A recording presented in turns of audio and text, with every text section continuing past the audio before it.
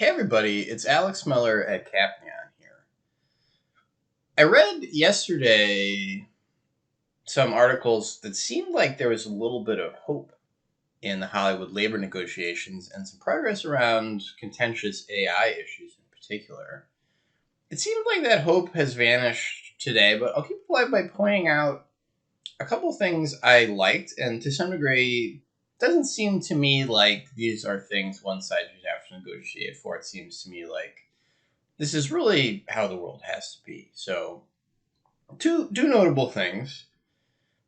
You can use AI to write a screenplay. That seems inevitable.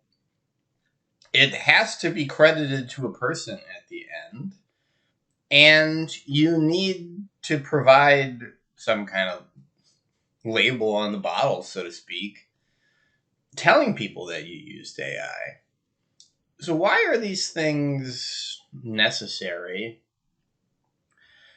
Well, first, I can't go into the zillion and one kind of scary problems here of a world where you can't tell what's AI and everything is AI, but it's really got to be true that if you're a reputable, big time, famous business and you're using AI for stuff, that you're willing to let people know when you're using AI for stuff. There's all this talk about watermarking elsewhere that is getting at the same problem. And this won't fix absolutely everything, but this is very much in line with how we do everything, and for good reason. If you buy food, you're allowed to get information on what's in that food, the ingredients, macronutrients, vitamins and minerals. There's a pretty standard story about consumer protection in the United States. People deserve a bit of transparency into what they're buying. And it doesn't cost you a whole lot of money or time to say, yeah, I used ChatGPT for this a little bit. I think this is inevitable. Second, it's got to be credited to a human. In parentheses here, there's probably tons and tons I don't know about how the screenwriting business works. So I'm probably steamrolling all kinds of stuff here.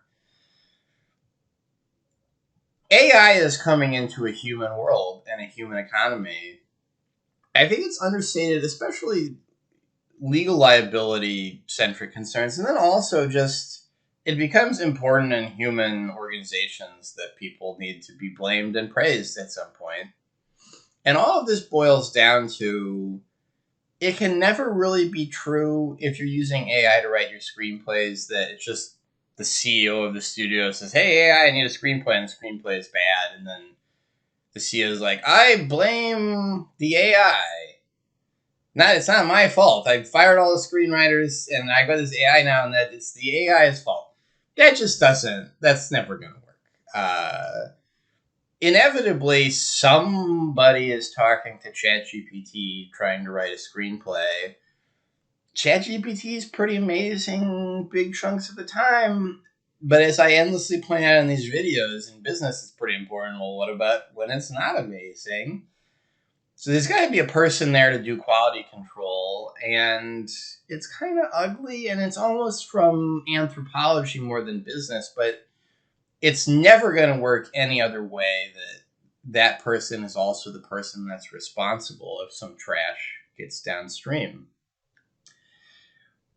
Especially in the legal sense, there's nothing even remotely on the horizon where we can make an AI something you can sue if things come out messed up.